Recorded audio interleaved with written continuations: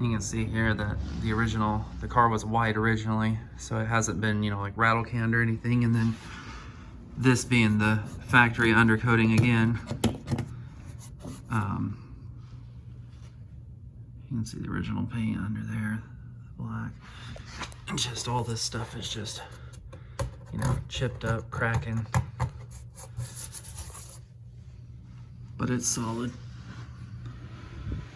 This I didn't see before right here. And you can see, I don't know, well you can. You can see right here drag marks from the car being so low. It just gets hung up on stuff. Kind of looked the same way on the passenger side.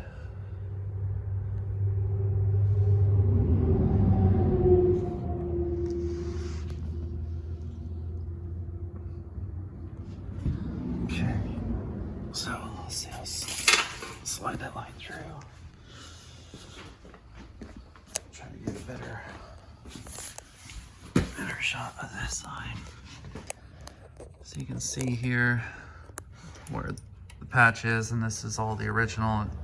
Kind of just got in the back of it. And this side too, the factory jack point went here, that has been removed. And also on the side you can see scrape drag marks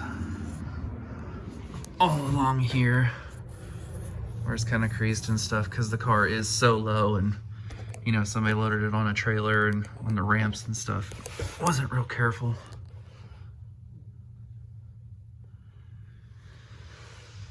But they are original pans. They're solid. They're just not, you know, perfect, of course. And then here again on this side, see the original heater channel. See more just undercoating.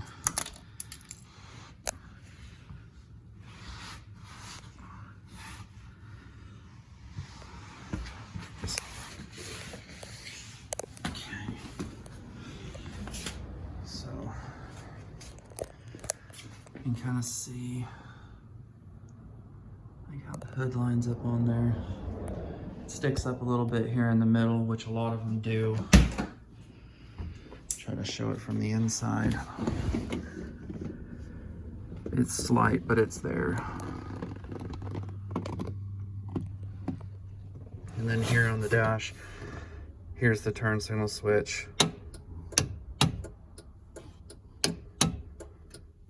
And the horn right there. The glove box is just, you know, standard. So you could put the stereo in here and it would still have all the space down here to keep everything in. They just come down to about this far.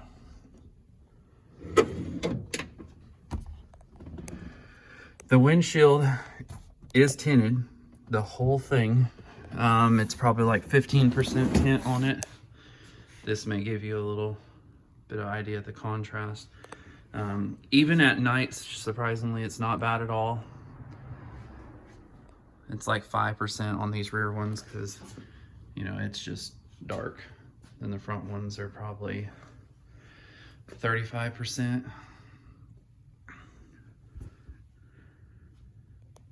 And then these window cranks, they're not the greatest. You can see they're just some aftermarket stuff with set screws. I have new ones on order, should be here any day, that will be installed before it leaves. E-brake works.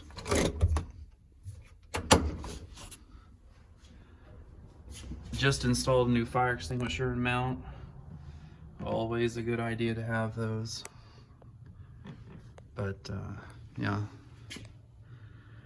screwdrivers in there.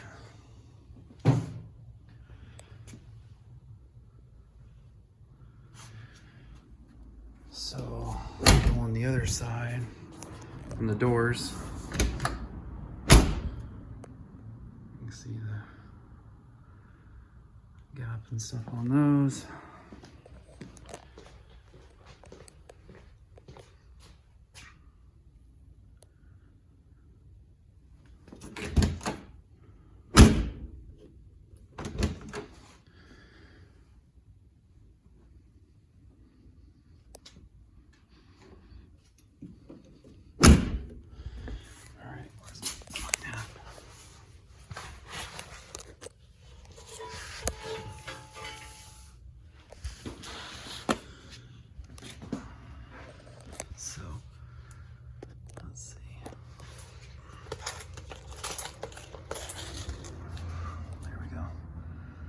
can see the undercoating where it's flaked off and stuff there again.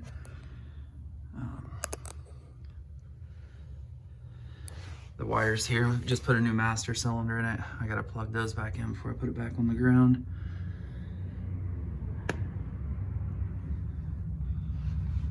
Let's see if you can see in there. It's got the reservoir on top, and you can see, you know, it's brand new. I just gotta plug in those wires. And then, not much space in here, but you can see where the horn's mounted.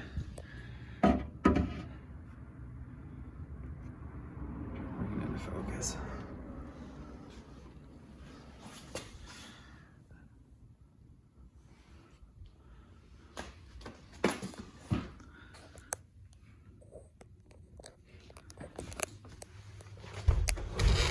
Try some more light in here.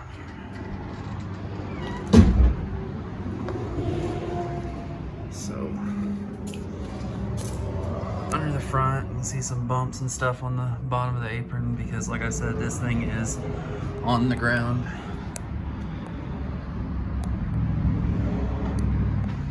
And then here's the beam adjusters. Kind of see here, basically you have like a locking nut here and you back this bolt out. That lowers it. The more you turn it in, the more it raises it.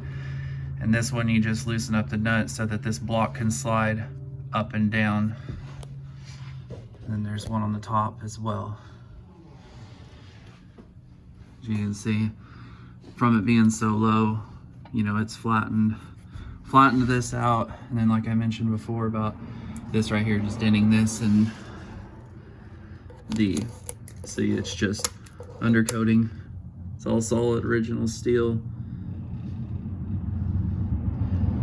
So that's all it is just undercoating. It's solid. And then the bottom of the spare tire well, you know, it's all good. Doesn't really show up where they did the clip on it. It's got new front brake hoses on it as well.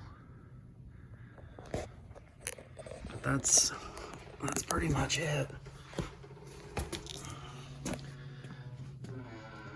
Yeah, there's probably a few rock chips in the hood on the paint.